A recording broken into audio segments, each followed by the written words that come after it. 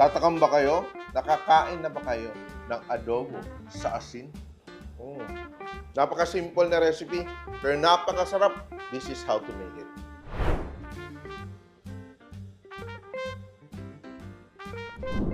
Sisimulan natin yung ating adobo sa asin.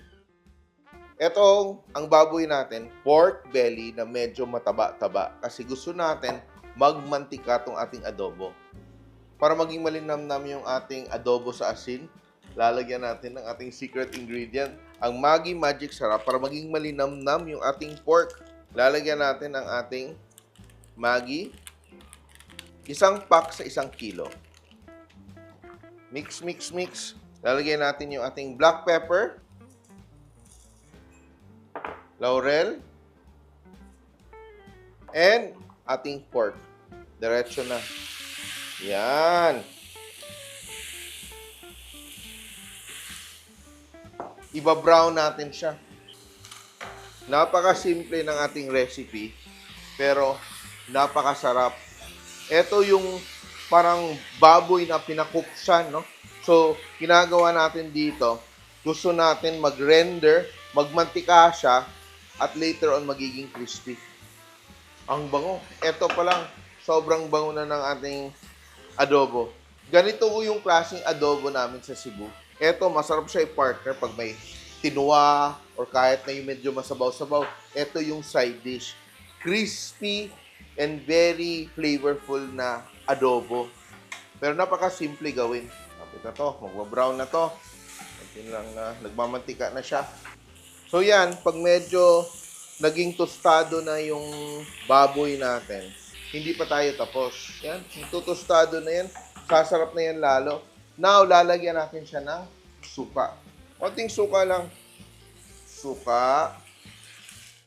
Then, lalagyan natin ng mantika. Kung meron kayong mantika ng baboy, mas masarap pa. So, adding our oil. Yan. And yung gagawin natin dyan, lulutuin natin hanggang maprito siya sa mantika. Iwan natin yan. Yan. Pag medyo prito na siya, lalagay ko yung aking bawang. Smash our garlic. Gagawa tayo ng masarap na sausawan. Suka. Kung may sukang tuba, mas masarap. Mince natin yung ating garlic. Masarap to pag maraming bawang yung ating suka. At saka, dapat gawin ahead of time yung ating sausawan, no? Garlic. More garlic, the better.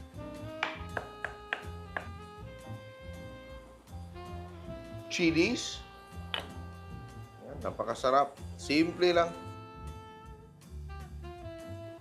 Chili. Ingat-ingat. Sa kamay at sa mata. Yan. Sibuyas. Mince our onions.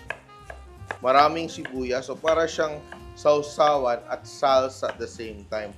Pwede mo rin lagyan ng pipino, kamatis, or whatever else you want to add. Oh, madaming sibuyas, oh. Ay, tumatalsik na yung ating adobo. Aray ko. Yan, oh. Mantikang-mantika na siya. Pero, ngayon natin ilalagay yung ating bawang. Bawang natin. Smash lang natin yung ating bawang. And add. Lapit na to. Sobrang sarap nito. Malinamnam. Masarap. Huwag natin lagyan ng finong bawang dahil masusunog. Ganyan lang, oh. Perfect size of the bawang. At itong mantika nito, masarap to sa kanin. Let that continue to brown and crisp up. Malinamnam dahil sa ating special ingredient. Then, lalagyan natin ng toyo. Yan.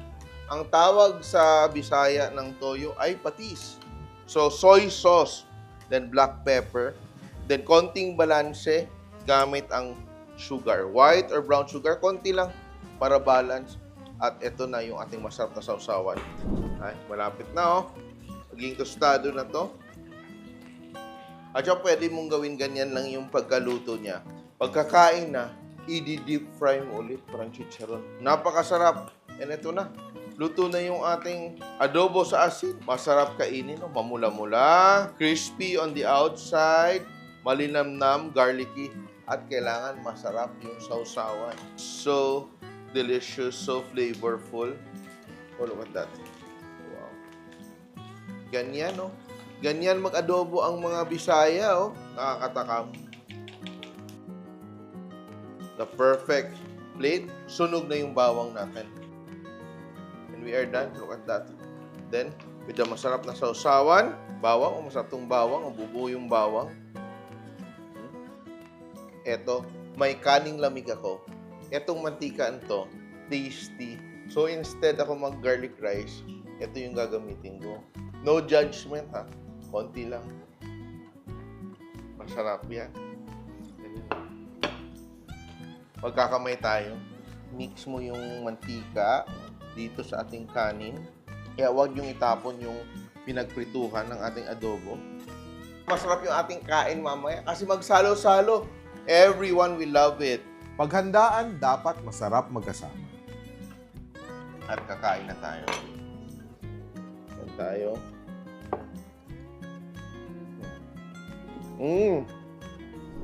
Kaya magluto na kayo ng ganito.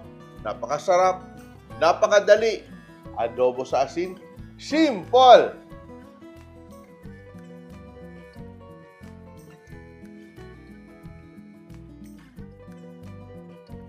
Simple.ph. Living made simple.